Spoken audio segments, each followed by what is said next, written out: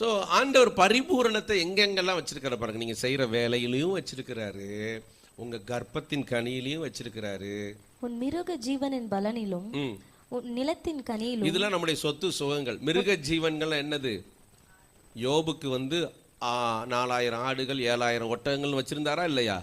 இதுதான் நம்முடைய சொத்துகள். இன்னைக்கு நம்ம வீட்டில் இருக்கிற டேப்பு, டிவி, நம்ம வீட்டுக்கு வெளியில் வச்சிருக்கிற பைக்கு, காரு, அப்புறம் நமக்கு இருக்கிற நிலம், இது எல்லாத்துலேயும் உன் நிலத்தின் கனியிலும் உனக்கு பரிபூர்ணம் உண்டாக செய்வார். உனக்கு பரிபூரணம் உண்டாக செய்வார்.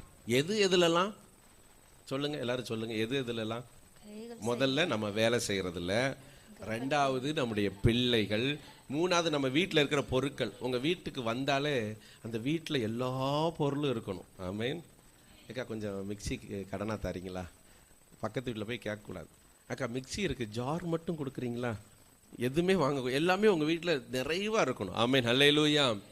அப்புறம் உங்களுக்கு சொத்து பத்தெல்லாம் நிறையா இருக்கும். உங்கள் காய்கள் கனிகள் எல்லாம் அப்படிதான். இது எல்லாத்திலும் பரிபூரணத்தை உண்டாக செய்வார். சந்தோஷமா இருக்கா எல்லாருக்கும்?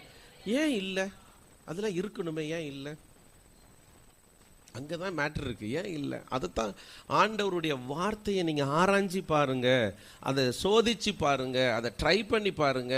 இன்னைக்கு வார்த்தைகளும் பிரசங்கங்களும் எங்கேயோ இருக்குது, நம்முடைய இருதயத்துக்குள்ளே இல்லை. நான் சொல்கிறது உங்களுக்கு புரியுதா? நீங்கள் இங்கே நல்லா பிரசங்கம் கேட்குறீங்க, கேட்டுட்டு போய் உங்கள் கணவரை எப்படி திட்டுறீங்களோ அப்படியே தான் திட்டிகிட்டு இருக்கிறீங்க. இங்கே நல்லா பிரசங்கம் கேட்குறீங்க, தெருவில் போய் எப்படி வாழணுமோ அப்படியே தான் வாழ்ந்துட்டு இருக்கிறீங்க. உங்கள்கிட்ட ஒரு மாற்றமும் இல்லையே. அப்புறம் எப்படி உங்கள் வாழ்க்கை மாறும்? உங்கள் பிள்ளைகள் மாறுவாங்க, உங்களுடைய வருமானம் மாறும்? எதுவுமே மாறாதே, நீங்களே மாறலையே. நான் சொல்கிறது உங்களுக்கு விளங்குதா?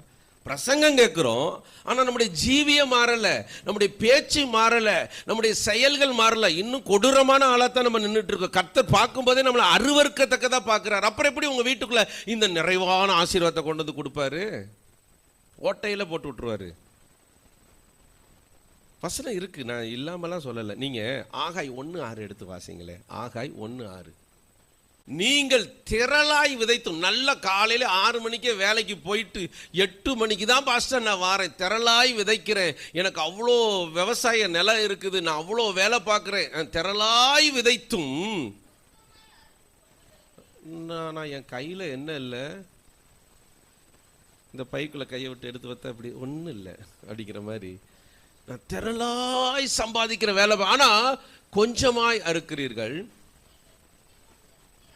சாப்பிட்றோம், நல்லா கறி எடுத்துகிட்டு போய் 1 கிலோ கறியும் சாப்பிட்டுட்டு அடுத்து சண்டையை போட்டுறோம் வீட்டுக்குள்ளே. நிம்மதி இல்லாமல் நீ அந்த பக்கம் படு, நான் அந்த பக்கம் படுக்கிறேன். புசித்தும் திருப்தி இல்லை,